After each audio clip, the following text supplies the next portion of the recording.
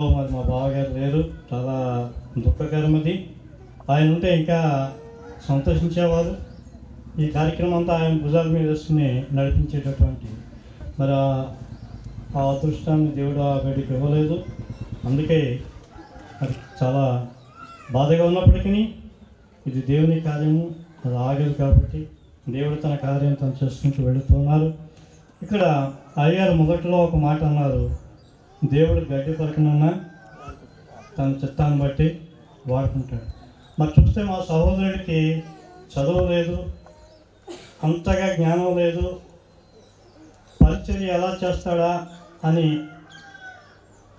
ఆలోచన చేసినప్పుడు ఏం చేస్తాడే, అంతంలో మాత్రంగానే ఏదో దేశాలు పట్టిపోయాడు, అక్కడక్కడ ఉన్నాడు అని ఆలోచన చేసినప్పుడు ఆ గడ్డి పరకను దేవుడు ఈరోజు ఇంత ఘనంగా ఈ జనముల మధ్య, సంఘం మధ్య, దైవ సేవకుల మధ్య ఆ బిడ్డను మరి కొనియాడే విధంగా దేవుడు ఆ బిడ్డను దీవించి ఉన్నాడు.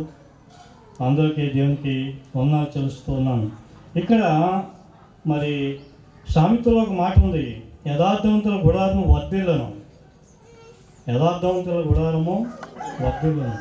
ఇప్పుడు కట్టబడినటువంటి ఈ గుడారము దినదినము వర్ధిల్లాలని, దేవుని యొక్క కృపలో ఆ యొక్క గుడారం అనగా ఆ గృహము దీవింపబడాలని మరి మనసు కోరుకుంటూ ఉన్నాను. అలాగే మరి ప్రకటనలో ఒక మాట ఇచ్చాడు, దాని గుమ్మములు పగటి వేళ వేయబడవు, దాని గుమ్మములు పగటి వేళ వేయబడవు. ఎందుకు చెప్పినంటే బహుశా ఇది వేరే సందర్భంలో చెప్పినప్పటికీ ఇక్కడ ఆ సందర్భం ఎందుకు నేను ఉపయోగిస్తున్నానంటే, మరి ఇర్మియా ప్రవక్తకి దేవుడు ఒక మాట చెప్పాడు.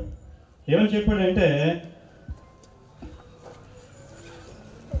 నువ్వు ఇంకో వీళ్ళ పిల్లు యూదారాజులు అనగా మనకి యూదా దేశంలో లేము, మనకి యూదారాజులంతా కాపర్లే, మనకి యూదారాజులంతా దేవ సేవకులే.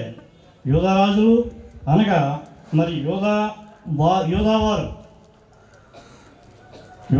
యూదా దేశంలో ఉన్నటువంటి దేవునికి అతి ప్రియమైనటువంటి యూదావారు అనగా క్రైస్తవులైన మనలను యెరూషలేము నివాసులు అనగా ఈ ఆర్యాపట్టణం యొక్క మరి నివాసులను, ఈ గుమ్మంలో ప్రవేశించు సమస్తమైన వారులారా, రేపటి నుంచి లేక ఈ దినం నుండే ఈ గృహంలో ప్రవేశించేటటువంటి సమస్తమైన వారులారా, అక్కడ నిలబడి నువ్వు చెప్పవయా అని ఇక్కడ ఇర్మియాకి చెప్తూ ఉన్నాడు. వీళ్ళందరితో మాట్లాడు, వీళ్ళందరినీ పిలువు.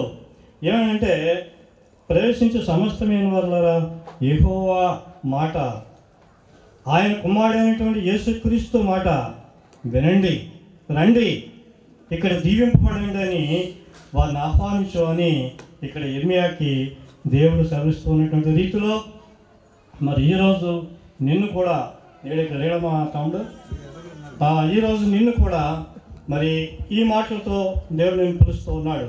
ఈ గృహము